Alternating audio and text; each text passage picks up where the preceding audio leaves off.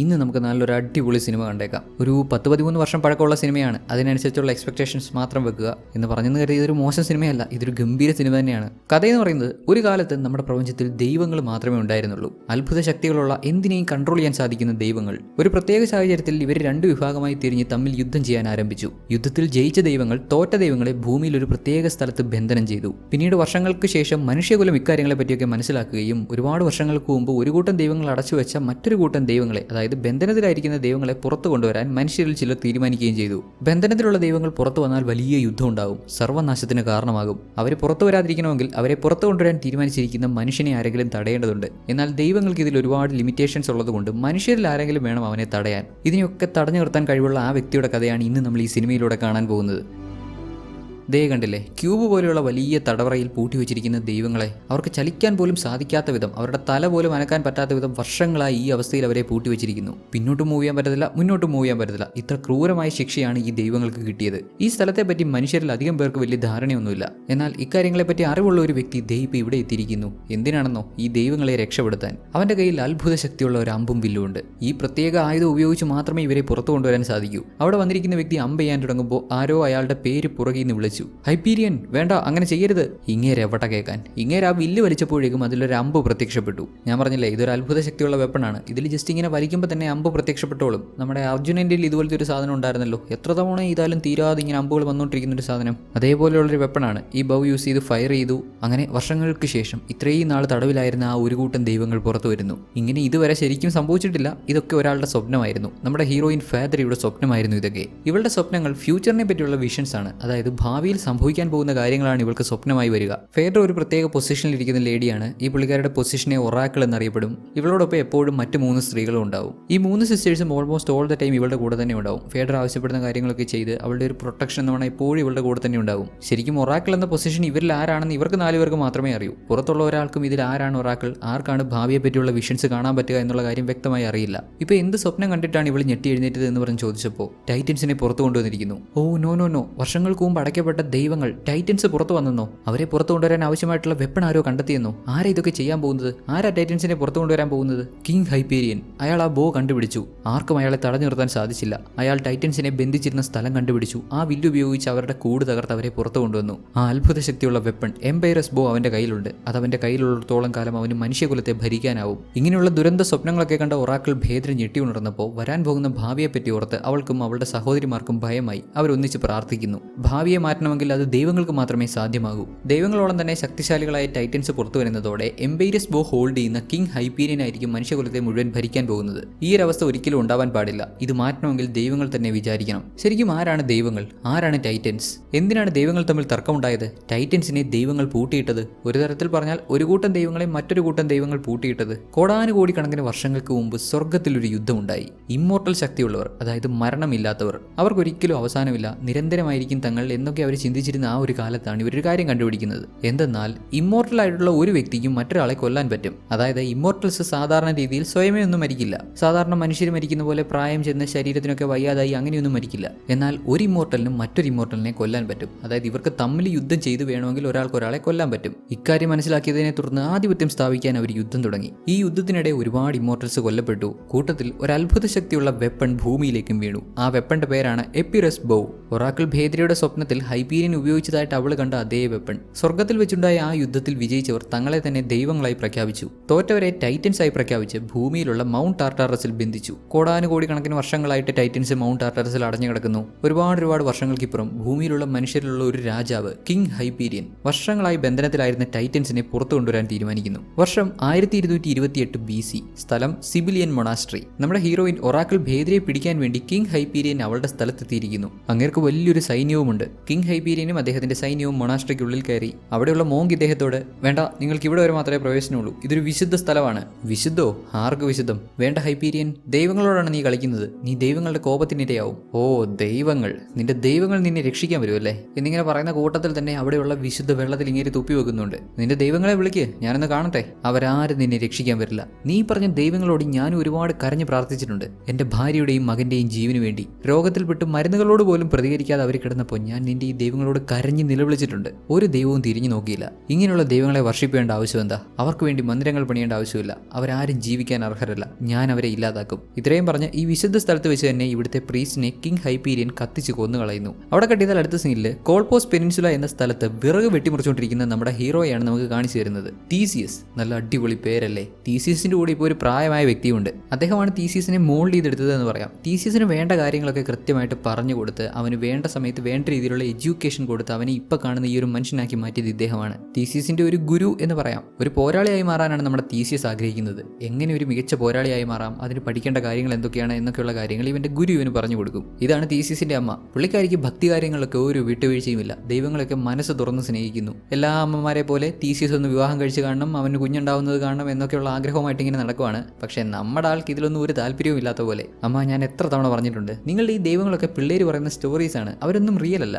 എന്റെ ആയുധങ്ങൾ കണ്ടില്ലേ, ഇതൊക്കെയാണ് റിയൽ. നിങ്ങൾ വിശ്വസിക്കുന്ന കെട്ടുകഥ പോലെയൊന്നുമല്ല. ഒരിക്കൽ ഞാൻ വലിയൊരു പോരാളിയായി മാറും. കണ്ടോ, ദേ ഇവിടെ കാണാൻ പറ്റുന്ന ഈ വലിയ പാറക്കെട്ട് കണ്ടില്ലേ, അതിനുള്ളിൽ ഒരു ഗ്രാമമുണ്ട്. അവിടെയാണ് ഇവർ ജീവിക്കുന്നത്. ഇവിടുത്തെ കാവൽക്കാർ അഥവാ പടയാളികൾ കിങ് ഹൈപ്പീരിയൻ മൊണാസ്ട്രി കീഴടക്കിയ വിവരം അറിഞ്ഞു. ഹൈപ്പീരിയൻ അടുത്തതായി ഇങ്ങോട്ടായിരിക്കും വരാൻ പോകുന്നത്. ഹൈപ്പീരിയന്റെ സേനയോട് എന്തായാലും ഇവർക്ക് പിടിച്ചിരിക്കാൻ പറ്റത്തില്ല. അതിനുള്ള പോരാളികളോ ആൾബലമോ ഒന്നും ഇവർക്കില്ല. അതുകൊണ്ട് ഇവിടെ ഉപേക്ഷിച്ച് മൗണ്ട് ടാർട്ടാറസിലേക്ക് പോയേക്കാമെന്നാണ് ഇവരുടെ തീരുമാനം. കൂട്ടത്തിൽ ചില ആളുകൾക്ക് ഈ തീരുമാനം അങ്ങോട്ട് പിടിച്ചിട്ടില്ല. മൗണ്ട് ടാർട്ടാറസിലേക്ക് അങ്ങ് പോകണ്ട, ഹൈപ്പീരിയന്റെ പടയെ നേരിടാമെന്നൊക്കെ പറഞ്ഞ് ഇവിടെ നിൽക്കുന്ന ആളുകളുണ്ട്. അതിലൊരാളാണ് ലിസാൻഡർ. ഇവൻ എപ്പോഴും ഉടക്ക് വർത്താനം പറഞ്ഞുകൊണ്ടേയിരിക്കും. എന്തിനും ഏതിനും മുടക്ക് വർത്താനം മാത്രം പറഞ്ഞുകൊണ്ടിരിക്കും. കൂട്ടമായിട്ടൊരു തീരുമാനം എടുത്തു കഴിഞ്ഞാൽ അതിനിടയിൽ എന്തെങ്കിലും കൊനഷ്ടമായിട്ട് വരും. മൗണ്ട് ടാർട്ടാറസിൽ ഒരു വലിയ വാൾ ഉണ്ട്, ദ ഗ്രേറ്റ് വാൾ. അതിനപ്പുറം കടന്നു കിട്ടിയാൽ ഇവരെല്ലാം സേഫ് ആണ്. അവിടെ പോയി സേഫായിട്ട് ജീവിക്കാം എന്നാണ് ഇവരുടെയൊക്കെ പദ്ധതി. അവിടെ പോയാൽ ഇവർ സേഫ് ആയിരിക്കുമോ? ശരിക്കും ഹൈപ്പീരിയന്റെ ഉദ്ദേശം തന്നെ മൗണ്ട് ടാർട്ടാറസ് ആണല്ലോ. അതിനുള്ളിലാണല്ലോ ടൈറ്റൻസിനെ ബന്ധിച്ചിരിക്കുന്നത്. അവരെ മോചിപ്പിക്കാൻ വേണ്ടി ഹൈപ്പീരിയനും അങ്ങോട്ട് തന്നെ ആയിരിക്കും പോവുക. എന്തോ ഇവരും ടാർട്ടാറസിലേക്ക് പോകാൻ തീരുമാനിച്ചു. ആളുകൾ കൂട്ടമായി യാത്ര തിരിക്കുന്നു. നമ്മുടെ ഹീറോ തീസിയസും അവന്റെ അമ്മയും അവർക്ക് ആവശ്യമുള്ള സാധനങ്ങളൊക്കെ എടുത്ത് ടാർട്ടാറസിലേക്ക് പോകാൻ ചെല്ലുമ്പോൾ നേരത്തെ നമ്മൾ കണ്ട ആ ഒരു പടയാളി ഉണ്ടല്ലോ, ലിസാൻഡർ, അവൻ ഇടയ്ക്ക് കയറി ഇവരെ തടഞ്ഞു. നിങ്ങൾ ഇപ്പോൾ പോകണ്ട, നിങ്ങൾ നാളെ പോയാൽ മതി. നിങ്ങളുടെ കൂട്ടരൊക്കെ നാളെ ഇല്ലയോ പോകുന്നേ? ഞങ്ങളുടെ കൂട്ടരോ? നീ എന്താ ഉദ്ദേശിക്കുന്നേ? നിന്റെയൊക്കെ കൂട്ടര് പെസൻസ്, അവർ നാളെ മാത്രമേ പോകുന്നുള്ളൂ. നീയൊക്കെ അവരുടെ കൂടെ വന്നാൽ മതി. ഈ ലിസാൻഡറിന് എന്തിന്റെ ക്രിമികടിയാണെന്ന് ഒരു കാര്യവുമില്ലാതെ വെറുതെ വഴക്കുണ്ടാക്കാൻ വരും. തീസിയസിനെ പറഞ്ഞാൽ അവനങ്ങ് പോട്ടെന്ന് നോക്കും. പക്ഷേ അവന്റെ അമ്മയെ പറഞ്ഞാൽ അവൻ വെറുതെ വിടുവോ? വേറൊന്നും ചിന്തിച്ചില്ല, ലിസാൻഡറിനെ തല്ലാൻ തുടങ്ങി. ബാക്കിയുള്ള സോൾജേഴ്സ് ഇത് കണ്ട് ഓടി വന്നപ്പോഴേക്കും ഒരു വാള് ലിസാൻഡറിന്റെ കഴുത്തിന് നേരെ പിടിച്ച് അങ്ങനെ നിൽക്കുവാണ് നമ്മുടെ ഹീറോ. ഇതൊക്കെ കണ്ട് സോൾജേഴ്സിൽ പ്രധാനിയായിട്ടുള്ള പുള്ളിക്കാരൻ വന്ന് ബാക്കിയുള്ള സോൾജേഴ്സിനോടെല്ലാം വെപ്പൺ താഴെയിടാൻ പറഞ്ഞു. ലിസാൻഡർ ഒരു കാര്യവുമില്ലാതെ ചൊറിഞ്ഞു മേടിച്ചാണെന്ന് മനസ്സിലാക്കി ലിസാൻഡറിന് ഒരു ചവിട്ട് കൊടുത്ത് അവനെ പറഞ്ഞു വിടുന്നു. തീസിയസിന്റെ ഈ വീഡിയോ ഒക്കെ കണ്ടപ്പോൾ സോൾജേഴ്സിലെ പ്രധാനി, നീ ആള് കൊള്ളാലോ, നീ ഞങ്ങളുടെ കൂടെ ചേര്, നമുക്ക് ഒരുമിച്ച് ഹൈപ്പീരിയനെതിരെ യുദ്ധം ചെയ്യാം. നിനക്ക് വേണ്ട അടവുകളൊക്കെ പഠിപ്പിച്ചു തന്ന് നിന്നെ ഞാൻ നല്ല രീതിയിൽ ട്രെയിൻ ചെയ്യിക്കാം. എനിക്ക് നിങ്ങളുടെ ട്രെയിനിങ്ങിന്റെ ഒന്നും ആവശ്യമില്ല. ഒരു നല്ല പോരാളി എങ്ങനെയായിരിക്കണമെന്ന് എന്റെ ഗുരു എന്നെ പഠിപ്പിച്ചു തന്നിട്ടുണ്ട്. ഏത് പക്ഷത്ത് നിൽക്കണം, ആർക്കെതിരെ യുദ്ധം ചെയ്യണമെന്നൊക്കെ ഞാൻ തീരുമാനിച്ചോളാം എന്ന് നമ്മുടെ തീസിയസ്. ഇതിനൊക്കെ ശേഷം സോൾജേഴ്സിന്റെ ലീഡർ ലിസാൻഡറിനോട് ഇനി മേലാൽ ആയുധങ്ങൾ എടുത്തു പോരുതെന്ന് പറയുന്നുണ്ട്. അവന്റെ പെരുമാറ്റം കാരണം തന്നെ ഒരു കാരണവുമില്ലാതെ പ്രശ്നം ഉണ്ടാക്കിയതല്ലേ. ഇവിടെ ഈ സ്ഥലത്ത് തന്നെ തുടർന്നു, എന്നാൽ ആയുധങ്ങളിലൊന്നും തൊട്ടുപോയരുത്, ഇനി നീ ഒരു പടയാളിയല്ല എന്ന് പറഞ്ഞിട്ട് പോയി. മൗണ്ട് ടാർട്ടാറസിലേക്ക് യാത്ര ചെയ്യാത്ത മറ്റൊരു വ്യക്തിയാണ് നമ്മുടെ ഹീറോയുടെ ലീഡർ. ഇവന്റെ ഗുരുവേ, ഇവന്റെ ഒരു പോരാളിയായി മാറാൻ ആവശ്യമായിട്ടുള്ള കാര്യങ്ങളൊക്കെ ഇവനെ പഠിപ്പിച്ചു കൊടുത്ത ആ പുള്ളിക്കാരൻ. അദ്ദേഹത്തിന് ഒരുപാട് പ്രായമായി, യാത്ര ചെയ്യാനൊക്കെ ബുദ്ധിമുട്ടുണ്ട്. അദ്ദേഹം ജനിച്ച ഈ മണ്ണിൽ തന്നെ അല്ലെങ്കിൽ ഈ പാറക്കെട്ടിൽ തന്നെ മരിച്ചു വീഴാനാണ് അദ്ദേഹം ആഗ്രഹിക്കുന്നത് എന്നൊക്കെ പറഞ്ഞ് അദ്ദേഹം ഇവിടെ സ്റ്റേ ചെയ്യുന്നു. അങ്ങനെ ഇവിടുന്ന് ടാർട്ടാറസിലേക്ക് പോകേണ്ട ആളുകളൊക്കെ പോയി. അന്ന് രാത്രി ലിസാൻഡർ അവന്റെ സുഹൃത്തുക്കൾ 2 സോൾജേഴ്സ് ഇരുന്ന് സംസാരിക്കുന്ന സ്ഥലത്തേക്ക് ചെല്ലുന്നുണ്ട്. അവനോട് ആയുധങ്ങളൊന്നും എടുത്തു പോകരുത് എന്ന് ഇവരുടെ ലീഡർ പറഞ്ഞിരുന്നെങ്കിലും അതൊന്നും വകവെക്കാതെ അവൻ ആയുധം എടുക്കുന്നുണ്ട്. അവന്റെ സുഹൃത്തുക്കളായിരുന്ന 2 സോൾജേഴ്സിനെ കൊന്നുകളയുന്നുണ്ട്. ഇതുപോലൊരുത്തൻ, അവന് തോന്നുന്നത് മാത്രമേ അവൻ ചെയ്യൂ. ആരെന്ത് പറഞ്ഞാലും കേൾക്കാൻ പോകുന്നില്ല. ഇവന്റെ പ്രവർത്തികൾ കാരണം എപ്പോഴും മറ്റുള്ളവർക്ക് ബുദ്ധിമുട്ടാണ്. അതൊന്നും പുള്ളിക്കാരൻ്റെ ഒരു വിഷയമേ അല്ല. ആരൊക്കെ ബുദ്ധിമുട്ടിയാലും താൻ ഉദ്ദേശിക്കുന്ന പോലെ കാര്യങ്ങൾ നടക്കണം എന്ന് വിചാരിക്കുന്ന ഒരുത്തൻ. രാത്രി നമ്മുടെ ഹീറോയുടെ ഗുരു ഉണ്ടല്ലോ, അദ്ദേഹം മറ്റൊരു രൂപത്തിലേക്ക് മാറുന്നു. ശരിക്കും ഇദ്ദേഹം ഒരു മനുഷ്യനായിരുന്നില്ല, ഇദ്ദേഹം ഒരു ദൈവമാണ്. CS മനുഷ്യരൂപത്തിൽ നമ്മുടെ ഹീറോയെ ട്രെയിൻ ചെയ്യാൻ വേണ്ടി വന്നതാണ്. ഇദ്ദേഹം സ്വന്തം രൂപത്തിലേക്ക് മാറി. എന്നിട്ട് ആ സ്ഥലത്തുള്ള ഒരു ശിലയോട് നിന്റെ സ്വന്തം രൂപത്തിലേക്ക് വാ എന്ന് പറയുമ്പോൾ ഇദ്ദേഹത്തിന്റെ മകൾ അദീന, അവളും ഒരു ദൈവമാണ്, അവളും സ്വന്തം രൂപത്തിലേക്ക് വരുന്നു. ഇത്രയും വർഷങ്ങളായിട്ട് നമ്മുടെ തീസിയസിനെ ട്രെയിൻ ചെയ്യാൻ വേണ്ടി CS ദേവൻ മനുഷ്യരൂപത്തിൽ ആ ഗുരുവിന്റെ രൂപത്തിൽ അവനോടൊപ്പം ഉണ്ടായിരുന്നു. എന്തുകൊണ്ടാണ് തീസിയസിനെ തന്നെ ഇദ്ദേഹം തിരഞ്ഞെടുത്തത്? ഇദ്ദേഹത്തിന്റെ മകൾ അദീന ഇദ്ദേഹത്തോട് ഇങ്ങനെ ചോദിക്കുമ്പോൾ, കാരണം തീസിയസ് ഒന്നിനെയും ഭയക്കുന്നില്ല, പരാജയ ഭീതിയില്ല, നല്ല ധൈര്യമുണ്ട്, പോരാടാനുള്ള കഴിവുമുണ്ട്. അവൻ ആകെയുള്ള ഒരേ ഒരു വീക്ക്നെസ്, അവൻ ഏറ്റവും അടുത്ത ആളുകളാണ്, അവൻ ഇഷ്ടപ്പെടുന്നവർ മാത്രമാണ്. ഹൈപ്പീരിയനെ തടഞ്ഞു നിർത്താൻ ഒരു മനുഷ്യനെ കൊണ്ട് സാധിക്കുമെങ്കിൽ അത് ഉറപ്പായും തീസിയസ് ആയിരിക്കും. കുറച്ച് സമയം കഴിഞ്ഞുപോയി. നേരത്തെ ഹൈപ്പീരിയൻ കീഴടക്കിയ സിബിലിയൻ മൊണാസ്ട്രിയിൽ ലിസാൻഡർ എത്തിയിരിക്കുന്നു. ഇവന്റെ സുഹൃത്തുക്കളെ പോലും കൊന്നുകളഞ്ഞ് ഇവനോട് എത്തിയത് എന്തിനാണെന്നോ, ഈ കിങ്ങിന്റെ സേവകനാകാൻ. അതായത് ഹൈപ്പീരിയൻ പറയുന്ന കാര്യങ്ങളൊക്കെ കേട്ട് അങ്ങേരുടെ കൂടെ നിൽക്കാം, അങ്ങേർക്ക് ആവശ്യമുള്ളതൊക്കെ ചെയ്തു കൊടുക്കാം, അങ്ങേരുടെ സേനയിൽ ഇവനെ ഭാഗമാക്കിയാൽ മതി, ഇവന് കുറച്ചെങ്കിലും പവർ കിട്ടിയാൽ മതി എന്നൊരു മോഹം. ഇവിടെ വലിയൊരു കാളയുടെ രൂപം കണ്ടില്ലേ, അതിനടിയിൽ തീയിട്ട് ഇവരിങ്ങനെ കത്തിച്ചുകൊണ്ടിരിക്കുന്നു. അതിനുള്ളിൽ നിന്നും പ്രത്യേക തരത്തിലുള്ള ശബ്ദങ്ങളും പുറത്തു വരുന്നുണ്ട്. ലൈസാൻഡർ കിങ് ഹൈപ്പീരിയൻ ഹൈപ്പീരിയന്റെ അടുത്തെത്തിയപ്പോൾ ആ കിങ് ആണെങ്കിൽ അവിടെ ഒരു മോങ്ങിനെ ക്വസ്റ്റ്യൻ ചെയ്തുകൊണ്ടിരിക്കുന്നു. നമ്മൾ നേരത്തെ കണ്ട 4 സഹോദരിമാരെ പറ്റിയാണ് ചോദിക്കുന്നത്. അതിലൊരാൾ ഒറാക്കിളായിരുന്നു. ഒറാക്കിളിന് ഭാവി കാണാൻ പറ്റും. ഒരുപാട് വർഷങ്ങൾക്ക് മുമ്പ് ദൈവങ്ങളുടെ യുദ്ധത്തിൽ ഭൂമിയിലേക്ക് വീണുപോയ എപ്പിരസ് ബോ എന്ന ആ വെപ്പൺ എവിടെയാണുള്ളതെന്ന് അവൾക്കറിയാം. ഒറാക്കിളിനെ കണ്ടുപിടിച്ചെങ്കിൽ മാത്രമേ ഇദ്ദേഹത്തിന് ആ വെപ്പൺ കിട്ടൂ. ഇപ്പോൾ ഈ മോങ്കിനോട് തലങ്ങും വിലങ്ങും ഒറാക്കിൾ എങ്ങോട്ടാണ് രക്ഷപ്പെട്ടു പോയത് എന്നൊക്കെയുള്ള ചോദ്യങ്ങൾ കിങ് ഹൈപ്പീരിയൻ ചോദിക്കുമ്പോൾ പെട്ടെന്ന് ഈ മോങ്ക് ഒരു ആയുധം എടുത്തു. ഓ മോങ്ക്, നിനക്ക് ആരെയും കൊല്ലാൻ പറ്റത്തില്ല. ഇവിടുത്തെ നിയമമൊക്കെ നിനക്കറിയാലോ. മാത്രമല്ല നിനക്ക് സ്വയം ചാവാനും പറ്റത്തില്ല.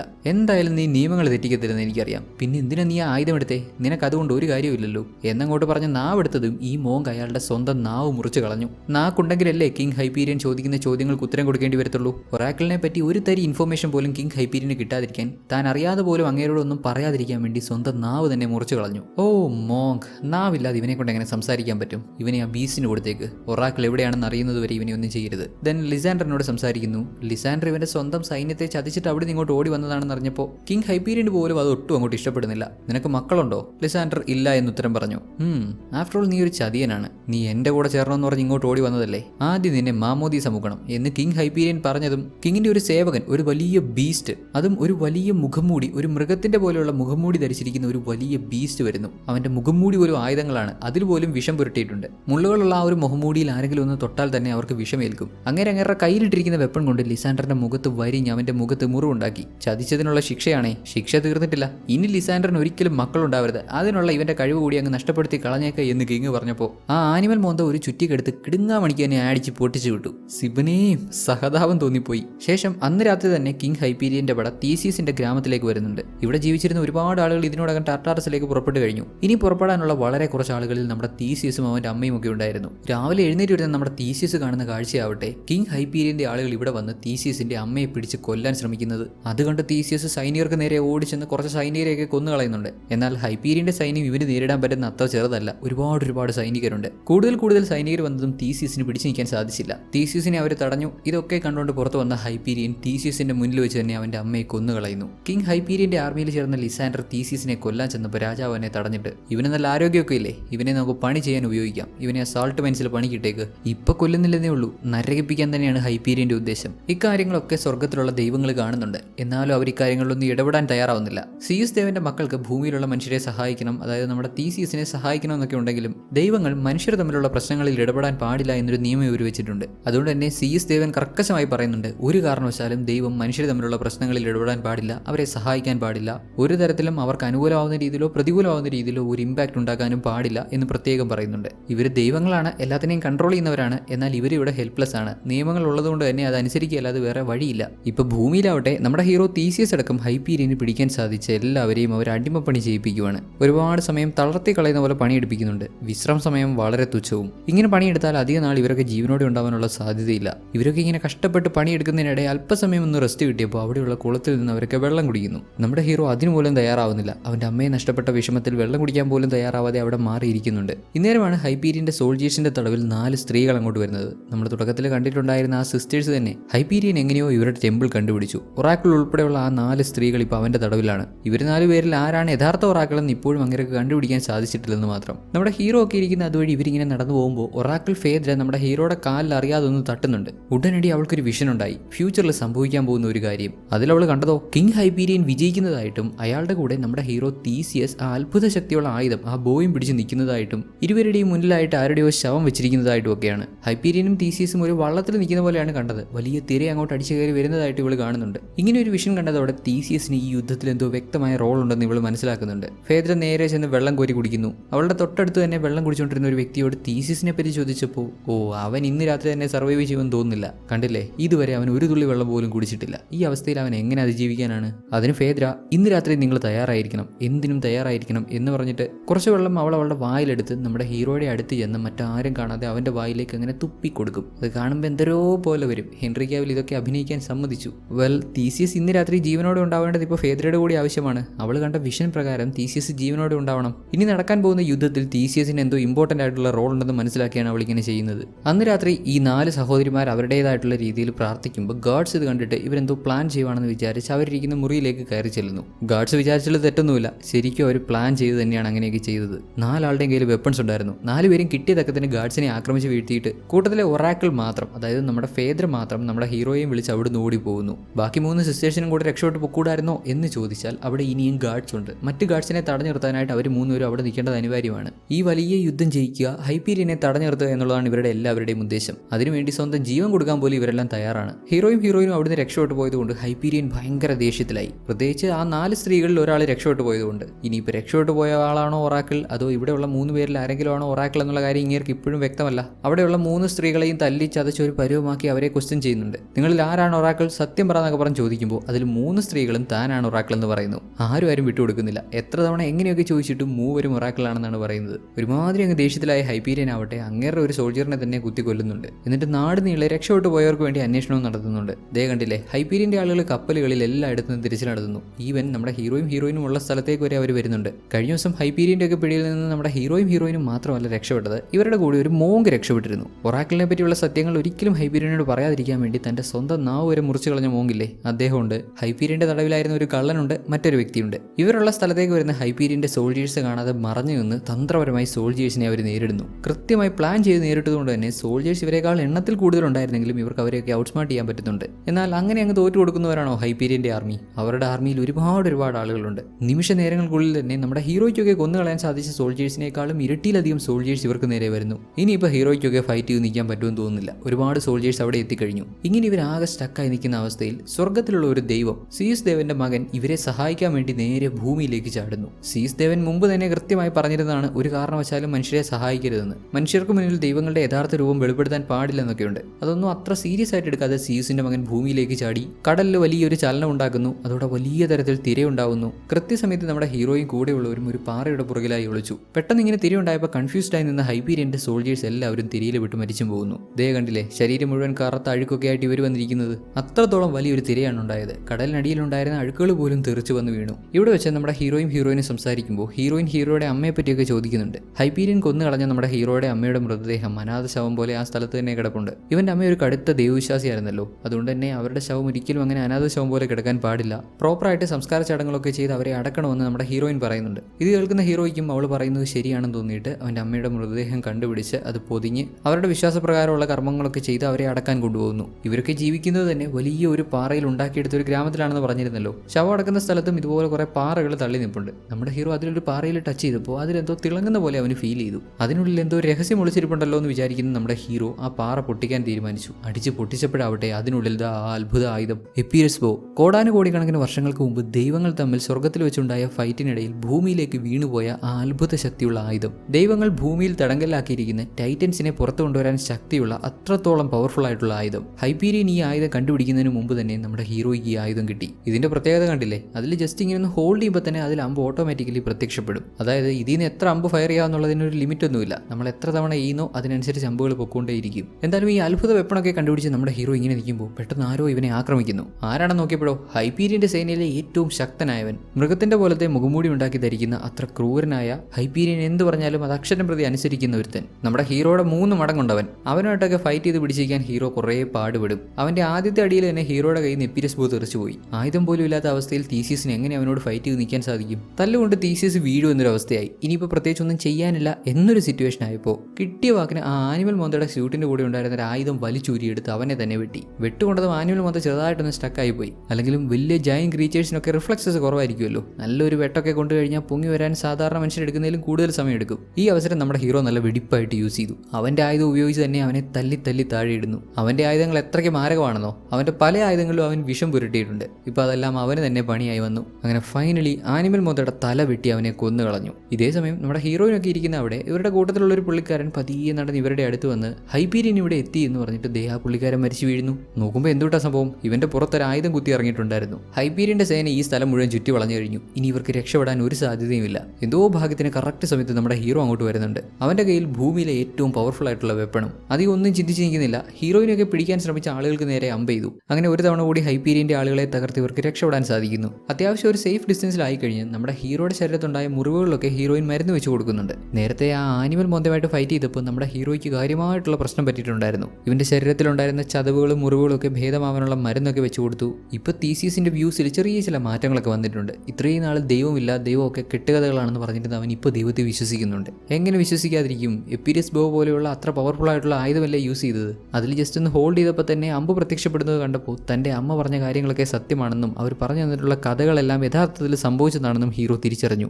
അന്ന് രാത്രി നമ്മുടെ ഹീറോയുടെ ശരീരത്തുണ്ടായിരുന്ന മുറിവുകളിലും ചതവുകളിലൊക്കെ ഭേദനം മരുന്ന് വെക്കുന്നുണ്ട്. ഇവനേക്കാൾ 3 മടങ്ങ് വലിയൊരു ക്രീച്ചറുമായിട്ടാണല്ലോ ഫൈറ്റ് ചെയ്തത്. അതിൻ്റേതായിട്ടുള്ള പ്രശ്നങ്ങളൊക്കെ ശരീരത്തിൽ പറ്റിയിട്ടുണ്ട്. ഇങ്ങനെ മരുന്നൊക്കെ വെച്ച് കൊടുക്കുന്ന കൂട്ടത്തിൽ അവൾക്കെന്തോ ഇവനോട് ഭയങ്കരമായിട്ടുള്ള ഇഷ്ടം തോന്നി. അവൾ ഇവനെ കിസ് ചെയ്യുന്നു. ഇനിയിപ്പോൾ എന്താ സംഭവിക്കാന്ന് അറിയാലോ. അങ്ങനെ ആ ഒരു തരത്തിലേക്ക് പോയി. ഹീറോയിന്റെ വിർജിനിറ്റി നഷ്ടപ്പെട്ടു. ഇത്രയും നാൾ ഇവളെ അറിയപ്പെട്ടിരുന്നത് വിർജിൻ ഒറാക്കിൾ എന്നാണ്. ഇനിയിപ്പോൾ ഇവളെ അങ്ങനെ വിളിക്കാൻ പറ്റത്തില്ലല്ലോ. വിർജിനിറ്റി നഷ്ടപ്പെടുന്നതോടെ അവളുടെ ശക്തികൾ നഷ്ടപ്പെടുന്നു. ഇനിയിപ്പോൾ അവൾക്ക് വിഷൻസ് ഒന്നും ഉണ്ടാവത്തില്ല. ഭാവിയിൽ എന്താണ് സംഭവിക്കാൻ പോകുന്നതെന്നുള്ള കാര്യം അവൾക്ക് മനസ്സിലാക്കാൻ പറ്റത്തില്ല. ഇതിനൊക്കെ ശേഷം അടുത്ത ദിവസം രാവിലെ നമ്മുടെ ഹീറോയിനും ഹൈപ്പീരിയന്റെ സ്ഥലത്തേക്ക് പോകുന്നുണ്ട്. ഇപ്പോൾ ഹീറോയുടെ കയ്യിൽ ആ വെപ്പൺ ഉണ്ടല്ലോ, അത്ഭുത ശക്തിയുള്ള വെപ്പൺ. ഇതുകൊണ്ട് അവനെ നേരിടാമെന്നുള്ളതാണ് തീരുമാനം. എന്നാൽ അവിടെ ചെല്ലുന്ന ഇവർക്ക് അവിടെ ഹൈപ്പീരിയനെ കാണാൻ പറ്റുന്നില്ല. കാരണം അങ്ങേരുടെ സൈന്യവുമായിട്ട് ഓൾറെഡി മൗണ്ട് ടാർട്ടാറസ് ആക്രമിക്കാൻ വേണ്ടി പുറപ്പെട്ടിരുന്നു. മൗണ്ട് ടാർട്ടാറസിനുള്ളിലാണല്ലോ ടൈറ്റൻസിനെ അടച്ചു വെച്ചിരിക്കുന്നത്. അവിടെയും ഒരുപാട് രാജാക്കന്മാരും മറ്റാളുകളൊക്കെ ഉണ്ട്. അവരെയൊക്കെ കീഴ്പ്പെടുത്തിയെങ്കിൽ മാത്രമേ മൗണ്ട് ടാർട്ടാറസിനുള്ളിൽ കയറി ടൈറ്റൻസിനെ മോചിപ്പിക്കാൻ പറ്റൂ. അവരെ മോചിപ്പിക്കണമെങ്കിൽ ആ അത്ഭുത ആയുധം വേണമല്ലോ. അതുപോലും ഇല്ലാതെ അങ്ങേരെ അങ്ങോട്ട് പോയപ്പോൾ നമ്മുടെ ഹീറോ ഒക്കെ അങ്ങേരെ തേടി അങ്ങേരുടെ സ്ഥലത്ത് എത്തിയിരിക്കുന്നു. ഇവിടെ വന്നതും ഹീറോയുടെ ഒക്കെ കൂടെയുള്ള ആ നാവ് മുറിച്ച മോങ്കില്ലേ, അങ്ങേർക്ക് എന്തോ ഒരു പ്രത്യേക ഫീൽ ഉണ്ടായിട്ട് അങ്ങേരുടെ ഒറ്റ ഓട്ടം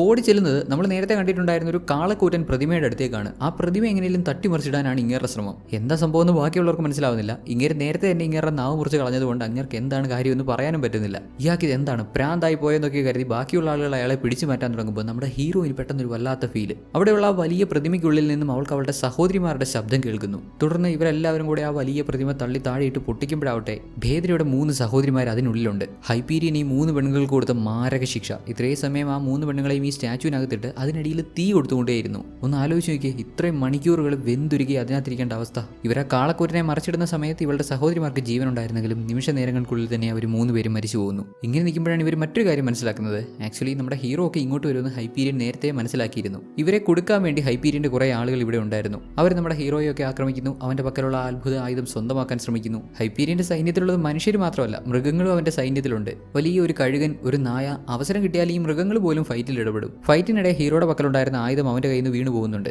ഹൈപ്പീരിയന്റെ സൈന്യം ഇവരുടെ കൂട്ടത്തിലുണ്ടായിരുന്ന മോങ്കിനെ കൊന്നുകളഞ്ഞു. ഇനിയിപ്പോൾ ബാക്കിയുള്ള 3 പേർക്ക് നേരെ ഒന്ന് ഫൈറ്റ് ചെയ്യാൻ പോലുള്ള അവസരമില്ല. ഇവരും മരണപ്പെടും എന്നൊരു സിറ്റുവേഷൻ ആയപ്പോൾ സ്വർഗ്ഗത്തിൽ നിന്നൊരു ദൈവം ഭൂമിയിൽ പ്രത്യക്ഷപ്പെട്ടിരിക്കുന്നു. സീസ് ദേവന്റെ മകൻ ദൈവങ്ങളുടെ എല്ലാ നിയമങ്ങളും തെറ്റിച്ച് ഭൂമിയിൽ ഇറങ്ങി വന്ന് ഇവരെ ആക്രമിക്കാൻ ശ്രമിക്കുന്ന ആളുകളെല്ലാം കൊന്നുകളയുന്നു. അവന് പിന്നാലെ അധീനയും ഭൂമിയിലേക്ക് വരുന്നുണ്ട്. 2 കുതിരകളെയും കൊണ്ടാണ് അവൾ വരുന്നത്. നമ്മുടെ ഹീറോയ്ക്കും ഹീറോയിനും ഒക്കെ ഇവിടുന്ന് ടാർട്ടാറസിലേക്ക് പോകാൻ വേണ്ടി. എന്നാൽ ഇവർ രണ്ടാളും ഒട്ടും പ്രതീക്ഷിക്കാതെ സീസ് ദേവനും സ്വർഗ്ഗത്തിൽ നിന്ന് ഇറങ്ങി വന്നു. നിയമം തെറ്റിച്ച ദേവനെ കൊന്നുകളയുക എന്നുള്ളതാണ് അയാളുടെ ഉദ്ദേശം. സ്വന്തം മകനാണെന്ന് പോലും നോക്കുന്നില്ല. മനുഷ്യരുമായിട്ട് യുദ്ധം ചെയ്തു, മനുഷ്യരുടെ യുദ്ധത്തിൽ ഇടപെട്ടു. ഈ ഒരൊറ്റ കാരണത്താൽ അങ്ങേര് സ്വന്തം മകനെ തന്നെ കൊന്നുകളഞ്ഞു. അധീന ഈ യുദ്ധത്തിൽ ഇടപെടാത്തതുകൊണ്ട് മാത്രം അവളെ ജീവനോടെ വിടുന്നു. ഇങ്ങനെയൊക്കെയുള്ള കാര്യങ്ങൾ സംഭവിക്കുന്നതിനിടയിൽ ഹൈപ്പീരിയന്റെ സേനയിലുണ്ടായിരുന്ന മൃഗങ്ങളിലൊന്ന് ഇവരുടെ പക്കലുണ്ടായിരുന്ന അത്ഭുത ആയുധവും കടിച്ചെടുത്തുകൊണ്ട് അവിടുന്ന് പോകുന്നുണ്ടായിരുന്നു. സോ ഇപ്പൊ കാര്യങ്ങൾ ആകെ തകിടം മറിഞ്ഞു. ടാർട്ടാറസ് ലക്ഷ്യമാക്കി ഹൈപ്പീരിയൻ പോയത് വെറുതെ അല്ല. അവൻ എല്ലാ കാര്യങ്ങളും വ്യക്തമായി പ്ലാൻ ചെയ്തിരുന്നു. ഇപ്പോൾ ടൈറ്റൻസിനെ മോചിപ്പിക്കാനുള്ള ആയുധവും അവന് കിട്ടിയിരിക്കുന്നു. ഇങ്ങനെയൊക്കെ സംഭവിച്ചെങ്കിലും ഇനിയും തീസീസിനെ കൊണ്ട് യുദ്ധം ജയിക്കാൻ സാധിക്കുമെന്ന് ദേവന്മാർക്കൊരു പ്രതീക്ഷയുണ്ട്. അതിനെ സ്വർഗ്ഗത്തിൽ നിന്ന് കൊണ്ടുവന്ന 2 കുതിരകളെ ഇവർക്ക് കൊടുത്തു. ഇവരൊട്ടും സമയം കളയാതെ നേരെ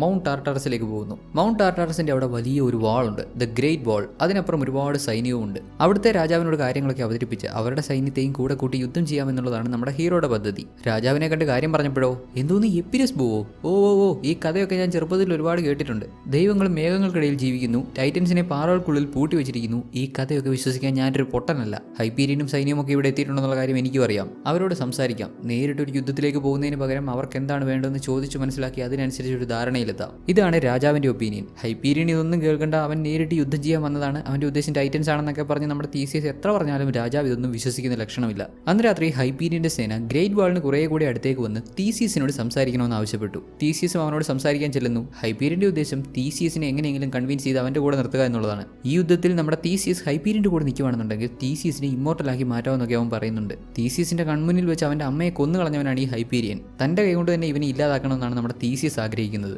ഇങ്ങനെ ഒരുത്തൻ ഡീൽ സംസാരിക്കാൻ വന്നാൽ തീസിയസ് സമ്മതിക്കുവോ? ഒരിക്കലുമില്ല. തീസിയസ് അവിടുന്ന് മാറിപ്പോയി. അവർ ആ ഗ്രേറ്റ് വോൾ ക്ലോസ് ചെയ്ത് സീൽ ചെയ്തു. ഇവരെത്ര വലിയ പൂട്ടിയെന്ന് പറഞ്ഞാലും ഇപ്പോൾ ഹൈപ്പീരിയൻ ഇതൊക്കെ നിഷ്പ്രയാസം തകർക്കാൻ സാധിക്കും. കാരണം അവന്റെ പക്കൽ എപ്പിരസ് ബോ ഉണ്ട്. അത്രത്തോളം പവർഫുൾ ആയിട്ടുള്ള ആയുധമുള്ള സ്ഥിതിക്ക് അവനെ അങ്ങനെ ഒന്നും തടഞ്ഞു നിർത്താൻ പറ്റത്തില്ല. അടുത്ത പകൽ യുദ്ധം ചെയ്യാൻ വരുന്ന ഹൈപ്പീരിയൻ അവന്റെ പക്കലുള്ള എപ്പിരസ് ബോ അവിടുത്തെ ഗ്രേറ്റ് വാളിന് നേരെ പ്രയോഗിച്ചു. ഇത്രയും നാൾ മറ്റാർക്കും തകർക്കാൻ കഴിയാതിരുന്ന ഗ്രേറ്റ് വാൾ നിമിഷ നേരം കൊണ്ടാണ് ഹൈപ്പീരിയൻ തകർത്തത്. ഇങ്ങനെ സംഭവിച്ചതോടെ ഗ്രേറ്റ് വാളിന് ഇപ്പറയുള്ള സൈനികർക്കെല്ലാം പേടിയായി. അവർ ജീവനും കൊണ്ട് ഓടി രക്ഷപ്പെടാൻ ശ്രമിക്കുന്നു. നമ്മുടെ ഹീറോ അവരോടൊക്കെ പോകരുത്, ആരും പേടിച്ചോടി പോകരുത് എന്നൊക്കെ പറയുന്നുണ്ടെങ്കിലും അവരാരും അവനെ കേൾക്കാൻ നിൽക്കുന്നില്ല. ജീവനും കൊണ്ട് ഓടി രക്ഷപ്പെടാനാണ് എല്ലാവരുടെയും ഉദ്ദേശം. ഇങ്ങനെയായതോടെ തീസിയസ് അവിടെ ഒരു പടി മുകളിൽ കയറി നിന്ന് ഇവിടെയുള്ള സകല സോൾജേഴ്സിനോടും യുദ്ധം ചെയ്യേണ്ടതിന്റെ ഇമ്പോർട്ടൻസ് പറഞ്ഞ് മനസ്സിലാക്കി കൊടുക്കുന്നു. അവർക്ക് വേണ്ട ധൈര്യം കൊടുക്കുന്നു. ഇങ്ങനെയായിരിക്കണം ഒരു യഥാർത്ഥ പോരാളി. തന്റെ കൂടെയുള്ള ആളുകൾക്ക് ധൈര്യം കൊടുക്കാനും അവരെ മുന്നോട്ട് നയിക്കാനും എപ്പോഴും അവന് കഴിവുണ്ടാവണം. ഇവരെല്ലാവരും ആദ്യം ഒന്ന് പതയിരുന്നെങ്കിലും നമ്മുടെ തീസിയസിന്റെ വാക്കുകൾ ഇവർക്കെല്ലാം ആവേശമായി. അവരെല്ലാം യുദ്ധം ചെയ്യാൻ തയ്യാറായി. അങ്ങനെ യുദ്ധം ആരംഭിച്ചു. താഴെ ഇരു സേനയും ശക്തമായിട്ട് യുദ്ധം ചെയ്യുമ്പോൾ ഹൈപീരിയൻ നേരെ മുകളിലേക്ക് കയറി ചെല്ലുന്നുണ്ട്. അവിടെയാണ് ഇവിടുത്തെ രാജാവുള്ളത്.